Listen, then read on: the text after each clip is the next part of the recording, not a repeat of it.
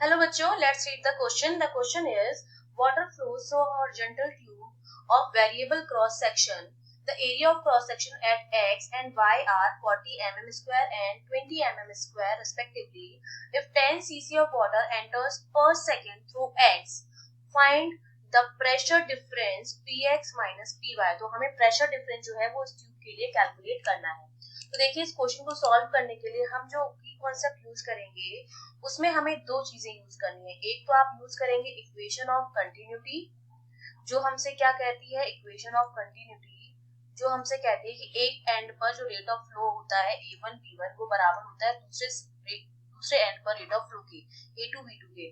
दूसरी हम लगाएंगे इसमें बर्नौलीज इक्वेशन, जो हमसे क्या कहती है कि जो हमारी प्रेशर एनर्जी होती है प्लस जो काइनेटिक एनर्जी होती है per unit volume plus potential energy जो रो जी एच होती है, लेकिन ये हॉरिजॉन्टल पाइप है तो हॉरिजॉन्टल में हाइट जो होती है वो जीरो होती है, तो इसके लिए जो पोटेंशियल एनर्जी होती है वो भी क्या होती है, जीरो होती है. तो ये मेरा क्या रहता है, कांस्टेंट रहता है. मतलब एक एंड पर P plus half rho B square होगा, वो दूसरे एंड पर P plus half rho B square भी क्या होगा, बराबर होगा. तो अब मुझे इस पॉइंट पर देखिए, हमने मान लिया कि ये जो हमें दे रखा है पाइप, यहाँ पर हमने मान लिया कि ए एक्स है एरिया, यहाँ पर ए वाई है.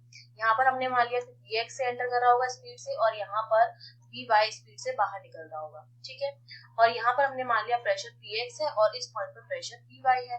तो प्रेशर डिफरेंस निकालने के लिए हमें बर्नौली इक्वेशन यूज करनी पड़ेगी और उस बर्नौली इक्वेशन के लिए पहले मुझे दोनों पॉइंट पर Vx और Vy की वैल्यू जो है वो कैलकुलेट करनी पड़ेगी. तो देखिए इस पर जो x वाला एंड है उस पर मुझे dq/dt की वैल्यू गिवन है. ठीक है, फॉर x वो हमें गिवन है, जो मेरी किसके बराबर हो जाएगी, ax bx के बराबर हो जाएगी. ठीक है, ax bx जो है वो ay by के बराबर है और ये चीजें जो होती हैं वो होती हैं dq/dt, रेट ऑफ फ्लो जो होता है लिक्विड का उसके बराबर होती है. तो मैं dq/dt को ax bx के बराबर लिख दूं क्योंकि x एंड पर जो पता है हमें रेट वो हमें गिवन है. ये हमें गिवन है 10 सेंटीमीटर क्यूब पर सेकेंड, वो मेरी बराबर हो जाएगा ax bx के. ax हमको पता है 40 mm स्क्वायर है, तो 40 mm स्क्वायर इंटू bx, तो इसको हम सेंटीमीटर में कन्वर्ट करेंगे तो bx की वैल्यू जो आ जाएगी वो जाएगी 1000/40. ये मेरे पास आ जाएगा 25 सेंटीमीटर पर सेकेंड. ये हमने निकाल दिया है bx की वैल्यू. अब इस bx की वैल्यू को मैं यहाँ पर पुट कर दूंगी. तो देखो ax bx का टोटल मुझे पता है, ax bx मेरा dq/dt के बराबर जिसकी वैल्यू है 10 सेंटीमीटर क्यूब पर सेकेंड, वो मेरा बराबर हो जाएगा ay by के. ay की वैल्यू है 20 mm स्क्वायर इंटू vy. यहाँ से जो vy हम निकालेंगे कितना आ जाएगा 1000/20 विच इज इक्वल्स टू 50. ये मेरा किसके बराबर आ जाएगा, ये मेरा बराबर आ जाएगा 50 सेंटीमीटर पर सेकेंड के. अब मुझे दोनों पॉइंट पर जो है वो उसकी वैल्यू, स्पीड की वैल्यू जो है पता है.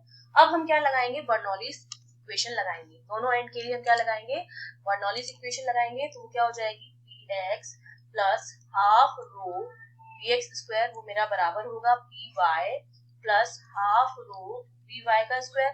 तो px माइनस py यहाँ से मेरा कितना बचेगा, हाफ रो कॉमन आ गया, ये हो गया vy स्क्वायर माइनस vx का स्क्वायर. सिंपली मुझे वैल्यू रखनी है, हाफ इंटू रो मुझे गिवन है 1000 और vx minus v half. vy जो है 50 है, जिसको मैं हाफ लिख सकती हूँ, हाफ का स्क्वायर माइनस ये 25 है तो 1/4 इसको लिख सकती हूँ, इसका स्क्वायर हो जाएगा.